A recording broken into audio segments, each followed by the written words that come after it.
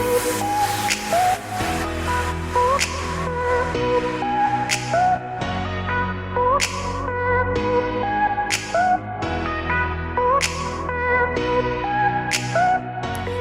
to all the debt warriors listening, and welcome back to another episode of Millennial Debt Domination. I'm your host, Katie Fata. It's no secret that this pandemic is a hard time for everyone. Right now, it's really weighing on Gen Z-ers who have just graduated from college and are eager to enter the workforce, and millennials who are graduating with their graduate degrees, looking to advance in their careers, and these advancements might just not be available for them right now because of the situation. It's also hard for us right now to properly manage our finances without a steady or a regular income. So that's why in today's episode, I'll be discussing entering the workforce during COVID-19 and how you can properly manage your finances during this time. Today, I'll be joined by Christine Dykeman, who is the in-house trainer and an employment counselor at Monmouth Country Workforce Development in Eatontown, New Jersey. As a recognized provider of career services, she is considered an expert in career coaching, personal branding, networking, and all things for job searching. Christine uses her experience as a current HR professional and a prior recruiter to teach others what is being discussed on the other side of the screen so job seekers are successful and faster. Christine and I will be discussing how millennials and Gen Zers who are newly entering the workforce can adapt and what they can do to look for a job during this time. We'll also be discussing how people can manage their finances while unemployed, underemployed, or furloughed during this pandemic. Now, let's get to Christine.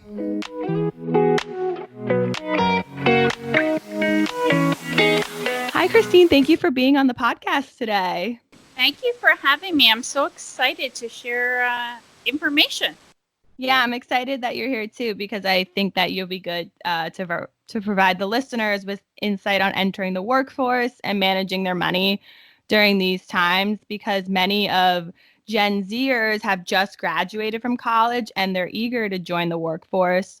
So what advice would you give to someone who has recently graduated looking for a job during this different time? Well, it is a different time, but yet it's kind of the same. So you're just dealing with a lot more competition because of our skyrocketing unemployment rate right now, but job search remains the same. There's just a few little tweaks, things that are going on, but it's pretty much the same. Just so you know, unemployment claims just in New Jersey, and I know that anybody can listen to the podcast, but I only have access to that. Ages 25 and less, 129,000. Oh, wow. And 25 to 34, 219.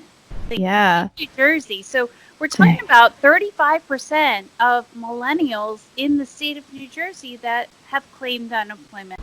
This is really affecting so many more. I mean, 1/3. That's a really big number.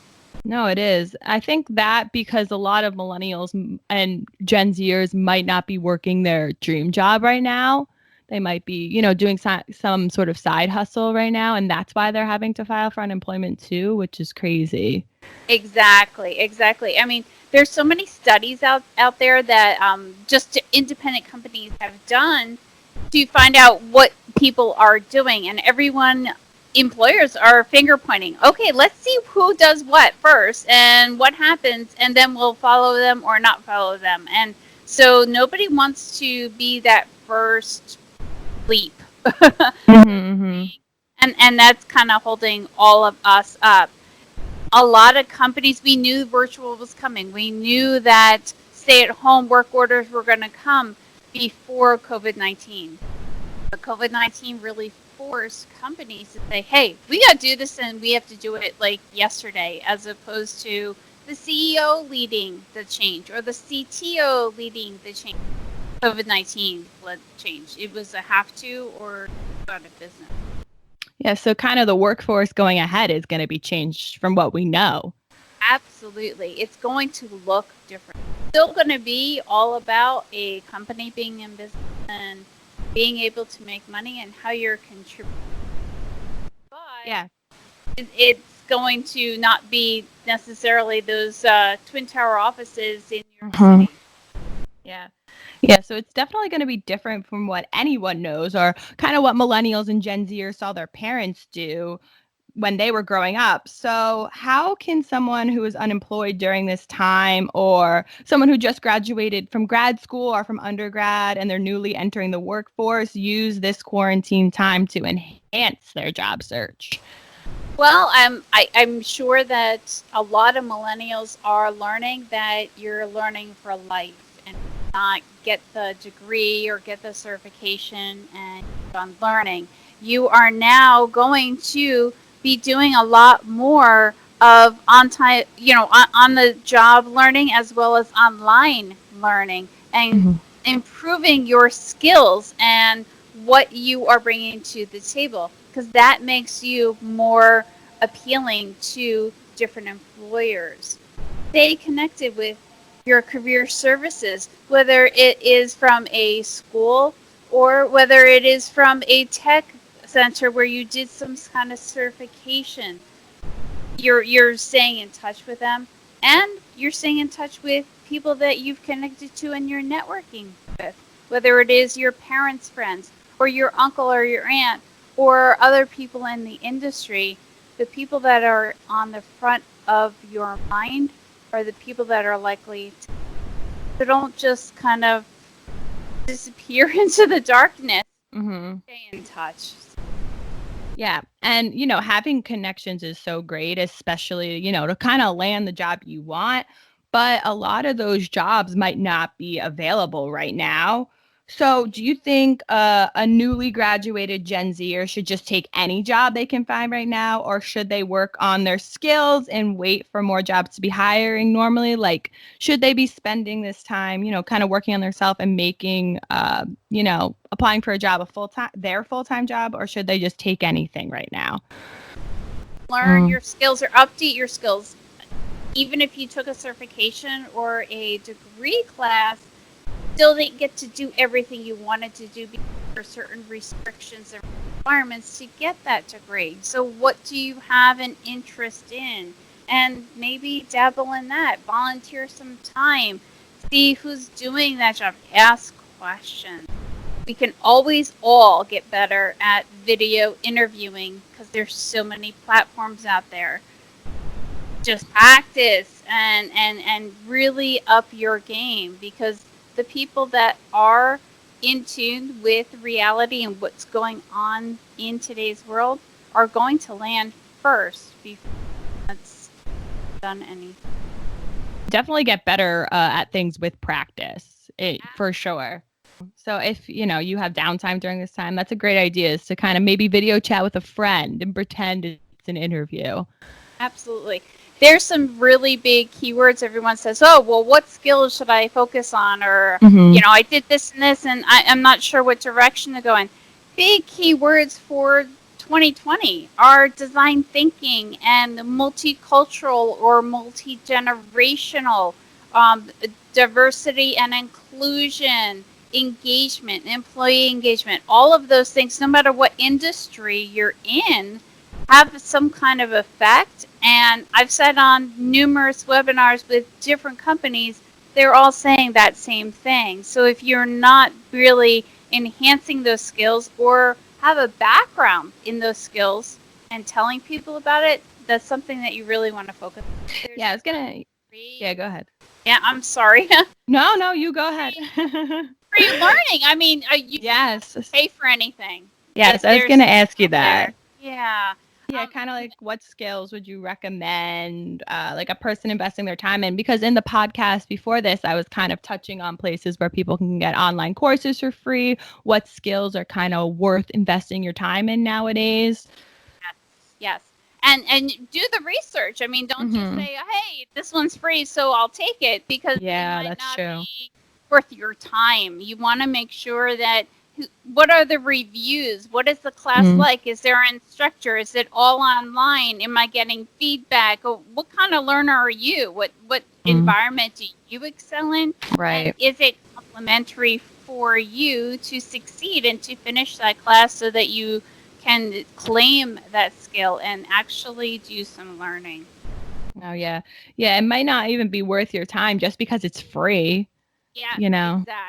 exactly. And be strategic about your job search. So even if you do take that part-time job, it's until the next opportunity happens. And unfortunately, we as job seekers, and I've been on both sides of that table, if you're looking for a job, it's not always when you're ready for a job. You have to wait for those opportunities. And in the meantime, how can you pay your mortgage or your rent or your food or your gas or your cell phone bill or whatever it happens to be? Maybe you have to take that part-time job to supplement until you can get that full-time job. So it really is a full-time job finding a job. Yeah, exactly. That's what I was going to say. And, you know, you can take the part-time job, but you can also apply for jobs, you know, especially now. Even if you have a part-time job, you're still going to probably have more time on your hands regardless.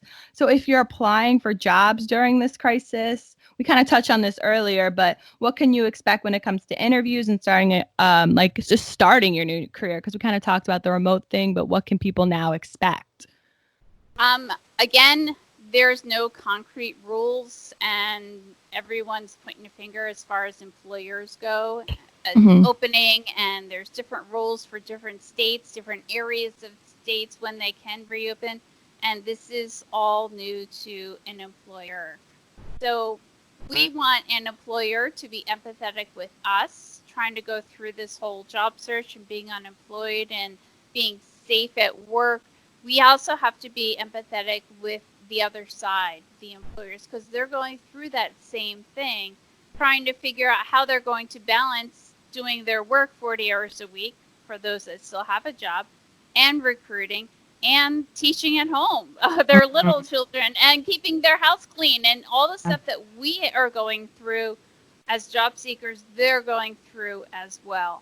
So a little empathy from both sides, I think, is really important, and being able to show that puts you ahead of the crowd. When you make it all about you, and I know being unemployed is stressful, but when you make that stress all about everything in your life, you get more stress, and you're stressing out the other person, and they don't want to be around you. So somebody that's positive and shows that empathy is really gaining traction. Yeah, it's definitely hard to do that because, as you said, it definitely can be stressful, you know, mentally, physically, financially. So if someone's stressed financially, do you think there are any part-time virtual jobs people can look into to make some extra money right now? There are a ton of part-time virtual jobs and job boards and opportunities to, get started. At least do some kind of gig work so you can stay active and get outside of these four walls that you're looking at, but make some money to put towards those bills. We have Behance.net and Fiverr and FlexJobs and Freelancer.com. I mean, Google is your best friend. It really is your best friend. You can look up gig virtual jobs, what's going on in the world, what are those different job boards. We have 65 and more job boards in existence right now. Oh, wow. There's many to choose from, but you're just a number apply through a job. Really want to maintain relationships, network with people, have conversations. That is more important than applying online. I was just talking with someone yesterday. If you apply for 100 jobs in 30 days, did you get a trophy? Did you get a job? It's not going to get you to your end goal. Be strategic, because even last night someone reached out to me and said, hey, I landed. How did you land? I want to know the details. I landed from networking. Networking works, but it is work. It's the middle part of the word. It's a work. Yeah. So but it does work. You'll see the results when you do it right. Yeah, networking is such a great job searching tool. So besides networking, is there any other guidance you could give someone if they're looking for a job? And are there any reemployment services that are offered? The first thing that you should do is, again, networking. It sucks the life out of you. You can network on the phone, on your cell phone. You can network at a family event. You can network over a Zoom call. There's a ton of networking groups that let you in. Meetup.com. You can even get a job through the dating services, which is pretty amazing. There's studies and articles written about people landing jobs from that. So as far as millennials go, it's just really talking to somebody and picking their brain, but offering something in return so that they want to take the time to talk to you so you can land. That truly is the number one way, no matter your age, on landing the job and the job that you want. As far as reemployment services go, there are a ton of career counselors that are out there that are willing to give you information for free. And I'm a big free girl. If it's free, I'm all over it because I want to know all the free stuff. I don't think that you should have to pay. And in times like these, when you are unemployed, you're money strapped, and you have to figure out where the money's going to go. And maybe you don't have the money to employ a career counselor, and that's okay, because if you do the work on your own and get the information, it's out there. People are willing to share. LinkedIn is another huge place for one, networking, but two, to get advice on how to move forward in your job search, in your career, to reinvent yourself, to network. Yeah, LinkedIn is it's such a great tool. So, It is. yeah, I know. You can, even if you're not looking for something, people can always reach out to you. It's great. Yes, it's always a pay it forward. And people actually, there's a lot of, again, articles online where you shouldn't use LinkedIn to just get a job. It's all about me. You should always be trying to pay for it. And yeah, you're going to get a job, but at the same time, help somebody else. When you get to the top of your mountain, reach down and pick somebody up to the top of the mountain. Don't just put your foot on their head and push them down. You have to constantly look, because you're going to be in this position again. The average person, no matter their age, changes jobs at least 12 times in their life. 12. Yeah. No, yeah. That's crazy. Just be ready. Have your resume ready. Tell always stories. Stories. People remember stories more than they remember the facts on a resume. So even if you did whatever, tell the story about it and how it turned out, and start pulling on people's emotional heartstrings. They're going to remember that. Just like you remember stories that you've read. Yeah, I kind of talked about this in my last podcast. You never know when you can have a common interest with someone. Yes. And that's something they're going to remember. I was networking yesterday and talking with somebody, and I swear she was my twin.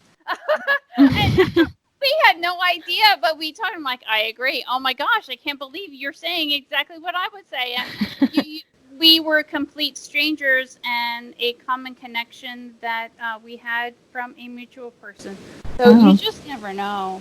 Yeah, you never know. And so I know we kind of been talking about unemployment and not a lot, but I want to kind of switch over to people who have been furloughed, or they might have experienced major salary cuts during this time. So what financial moves can people who have been furloughed, or are making less money right now, what can they do now since they haven't been receiving what they used to be?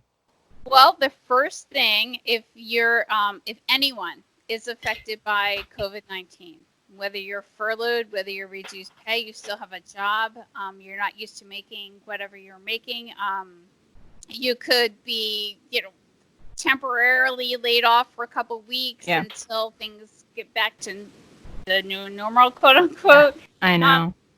Please, I implore you, file for unemployment. Uh-huh. The rules of unemployment have changed because of this emergency, this pandemic emergency that we're in. And because the rules have changed, what you heard from your parent or your aunt or your uncle or your counselor at school, it's not necessarily the same as it used to be. The worst they can do when you file is say no, but you have to file. And New Jersey is putting a huge amount of money into online as opposed to in person and the phones. So definitely file online through email. Don't be afraid, it is secure to put your social security number and all that good stuff in. If you have questions, ask those questions in the chat box. There's a chat box there and there's somebody answering them. Now, it might be within 2 hours. It might be within 2 weeks. Just keep hounding them until you get the answers that you need, yes or no.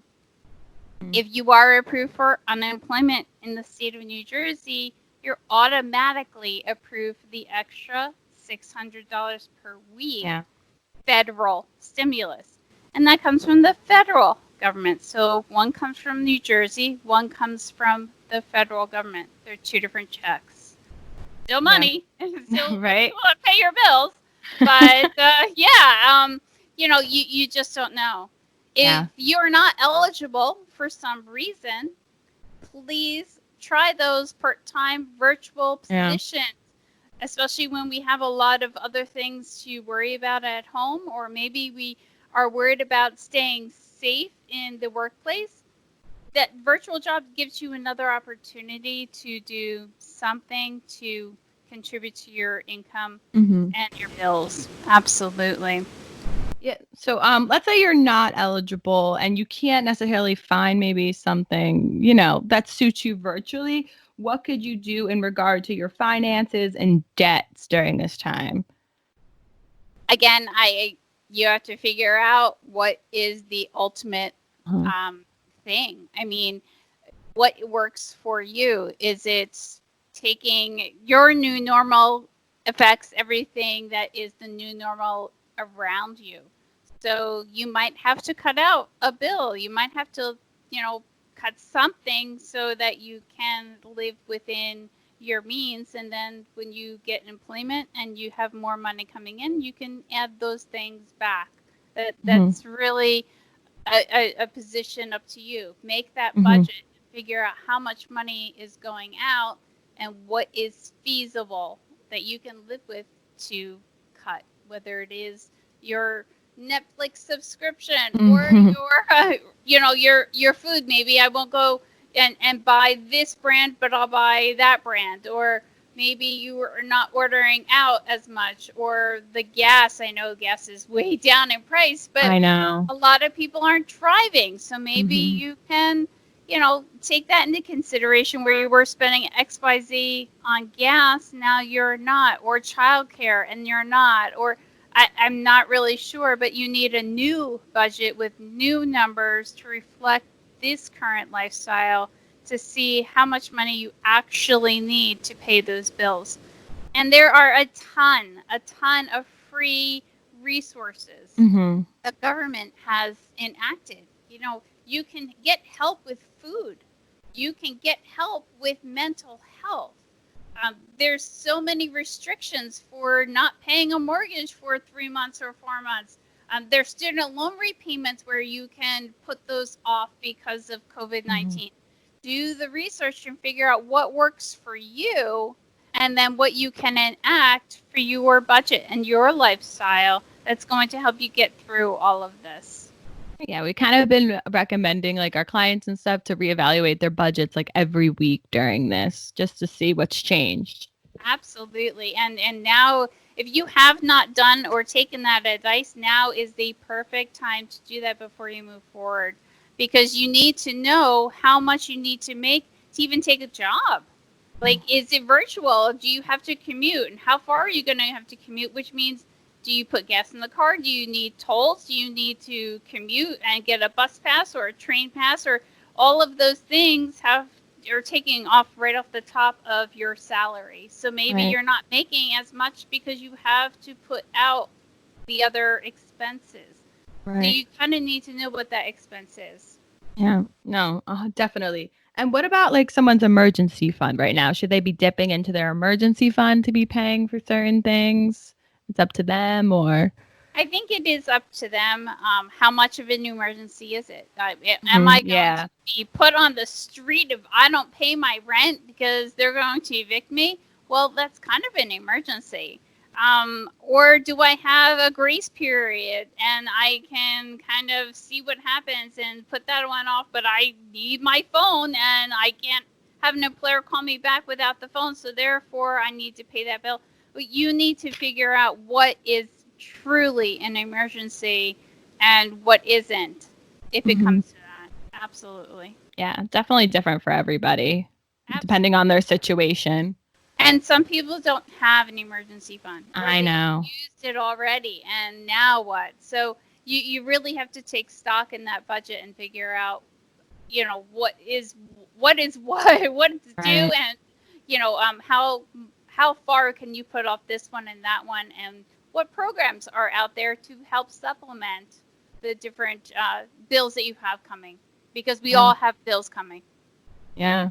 They're going to be coming every month regardless. So yes, absolutely. And it's something for you to live on now, budget wise, when you don't have a job, but it's something for you to have when you do land a job. You need some kind of budget as well. So I firmly believe in Navicore services, just getting that budget and getting on track, because you don't realize how much you're spending for that cup of coffee at Starbucks, but 5, 6, 7 days a week, and it adds up very quickly, and that's money that can go to a different bill so that you don't lose that service or whatever happens to be.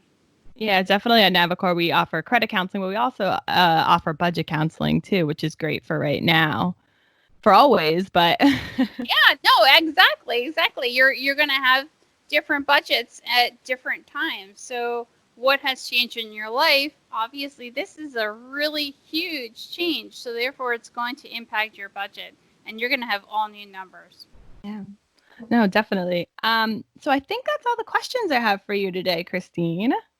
No problem. It was great talking with you, and I could talk about job search for then I might have to have you on another podcast, maybe when things are a little bit more normal, when we could talk more about it. That new normal. Yeah. Absolutely. So I want to thank you again for taking time out of your day to talk to me this morning. No problem. Thank you so much for having me. It was a very nice pleasure to talk with you and your audience. Yes. If anyone has any questions, they can reach me at Christine.Dykeman, Dykeman, at dol.nj.gov. Yeah, and I could put that in the description, too, of the podcast. So if people need it, they can get it. Awesome. Thank you so much. I love talking with you. All right. You take care, and good luck. All right. Thank you.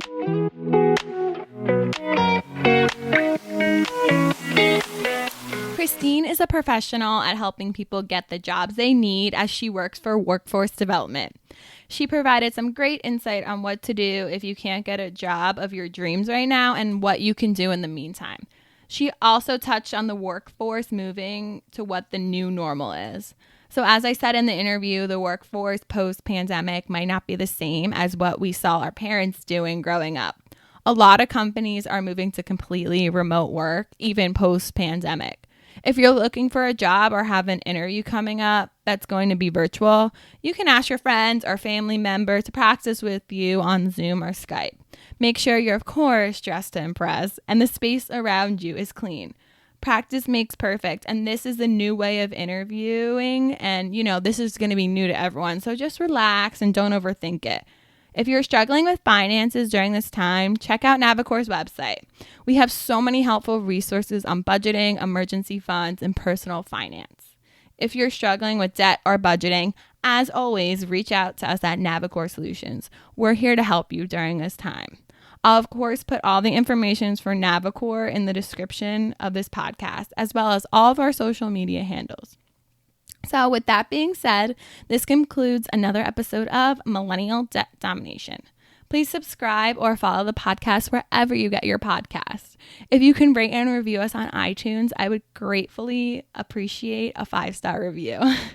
Thanks for listening, Millennials, Gen Zers, and everyone else. Bye!